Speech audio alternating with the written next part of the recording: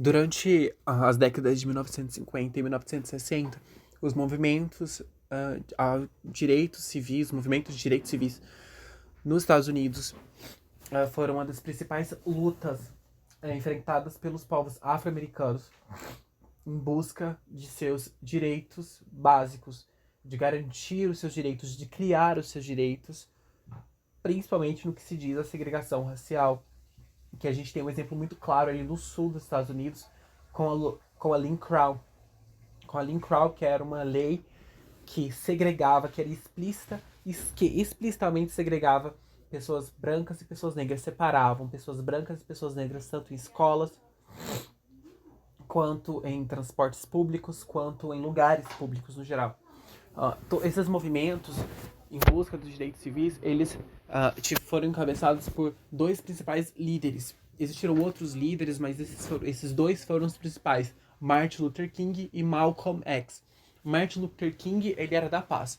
Martin Luther King, ele seguia uma ideologia pacifista. Ele acreditava que os direitos, eles que era possível conseguir os direitos, que a população negra iria conseguir os seus direitos através da paz, de protestos pacíficos, através de diálogo. Ele seguia ali os preceitos de Mahatma Gandhi, então ele tinha toda essa questão pacifista. Já Malcolm X, ele era mais rebelde, ele era mais pulso firme, ele era mais revoltado. Ele acreditava que a população negra deveria buscar os seus direitos através de quaisquer que forem os métodos, incluindo defesa pessoal. Então, assim, existem esses dois polos de liderança, mas os dois foram muito importantes para a conquista, para todas as conquistas que foram conseguidas por esses movimentos. Uma dessas conquistas é a lei de direitos civis. Foi estabelecida em 1964. Essa lei, ela garantiu, ela proibiu a discriminação por raça, por cor, por sexo. Foi um avanço muito, muito grande, porque quando a gente olha em perspectiva, os Estados Unidos naquela época, um lugar extremamente segregado, uma estrutura altamente racista, em que o racismo estava impregnado na estrutura, essa lei, ela representou o ápice da conquista desse movimento e uma vitória, junto com também a conquista ao voto, que proibiu o voto por pessoas alfabetizadas, e isso eliminou a prática racista, né? A prática racista que trava as pessoas negras da votação, porque as pessoas negras não tinham acesso à educação, não tinham acesso a direitos básicos. O movimento feminista e a segunda onda nos anos 60 e 70. As décadas de 1960 e 1970 foram marcadas por grandes dificuldades, especialmente para as mulheres, que enfrentaram repressão ao tentar se organizar e lutar por seus direitos. Muitas foram impedidas de se reunir, presas, torturadas, exiladas e, em alguns casos, até assassinadas. Apesar disso, demonstraram resistência e força ao formar iniciativas como o movimento feminino pela anistia, que denunciava as injustiças e reivindicava a liberdade política e social. O contexto da segunda onda do feminismo. Esse período foi caracterizado por intensas transformações sociais, culturais e políticas, sendo reconhecido como a segunda onda do feminismo. Diferentemente da primeira onda, no final do século XIX e no início do século XX, que focava na conquista de direitos básicos como o voto, a segunda onda ampliou as pautas feministas para questões como igualdade de gênero, sexualidade e direitos reprodutivos. Iniciado nos Estados Unidos nos anos de 1960, o movimento logo se espalhou pelo mundo ocidental e além, tornando-se global nas décadas seguintes.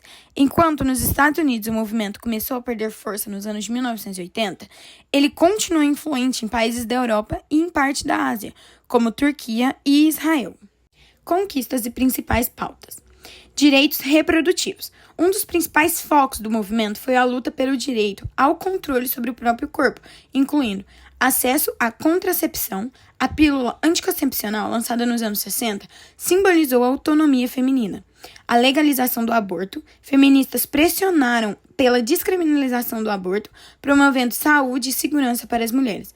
Educação sexual. A inclusão de temas sobre saúde reprodutiva e sexualidade nos currículos escolares foi uma conquista muito importante. Igualdade de gênero. A segunda onda buscou igualdade em diversas esferas. no mercado de trabalho, onde houve denúncias contra a desigualdade salarial, a falta de oportunidade e as barreiras para as mulheres em posições de liderança, mudanças nas leis, leis contra a discriminação de gênero e pela equiparação salarial foram aprovadas em vários países.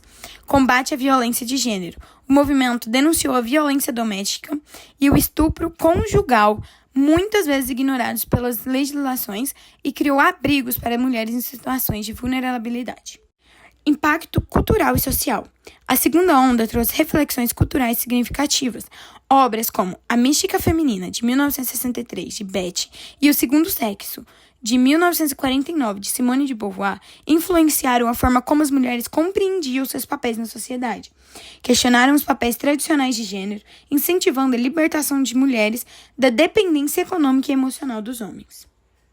Legado. A segunda onda do feminismo conquistou importantes avanços e gerou debates que moldaram o feminismo contemporâneo. Suas lutas por autonomia e igualdade continuam e inspiram movimentos feministas ao redor do mundo, destacando o papel essencial das mulheres nas transformações das estruturas sociais.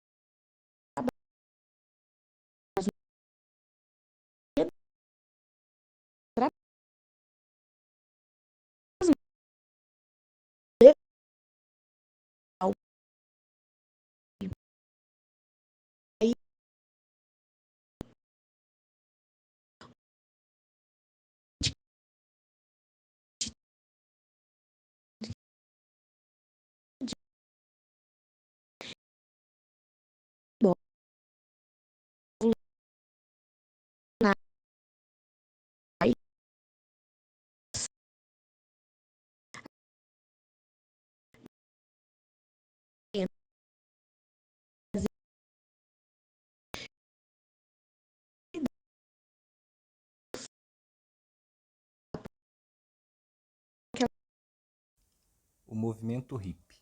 O movimento hippie, surgido na década de 60 durante a Guerra Fria e a Guerra do Vietnã, foi um movimento de contracultura que rejeitava o American Way of Life, baseado no consumismo. Opunha-se à guerra, ao autoritarismo e ao capitalismo, comunismo, conservadorismo, à segregação racial, à corrida armamentista e ao uso de armas nucleares.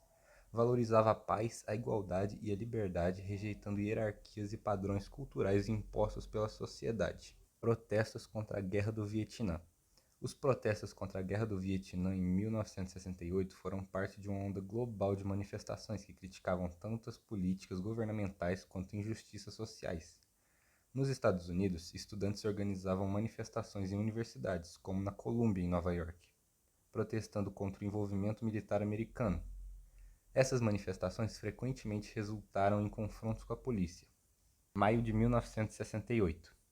Na Europa, protestos ocorreram em várias cidades, como Paris, onde o Maio de 68 foi um movimento liderado por estudantes contra o autoritarismo e a desigualdade social, culminando em greves gerais que envolveram trabalhadores e sindicatos. Em Londres, a Embaixada dos Estados Unidos foi alvo de protestos contra a guerra. Já na América Latina, eventos como a Passeata dos 100 Mil no Brasil misturaram demandas estudantis e críticas à repressão política. Massacre de Tlatelolco. O massacre de Tlatelolco, no México, é outro exemplo emblemático de 1968, onde protestos pacíficos de estudantes contra o regime e a guerra foram violentamente reprimidos, resultando em centenas de mortos e desaparecidos, destacando o papel central das forças de segurança em coibir a dissidência naquele contexto global. A revolução sexual ou liberação sexual é uma perspectiva social que desafia os códigos tradicionais de comportamento relacionados à sexualidade humana e aos relacionamentos interpessoais. O fenômeno ele ocorreu em todo o mundo ocidental nos anos de 1960 até os anos de 1970. Muitas das mudanças no panorama desenvolveram novos códigos de comportamento sexual, muitos dos quais tornaram-se a regra geral dos comportamentos. A liberação sexual inclui uma maior aceitação do sexo fora das relações heterossexuais e monogâmicas tradicionais, principalmente de casamento.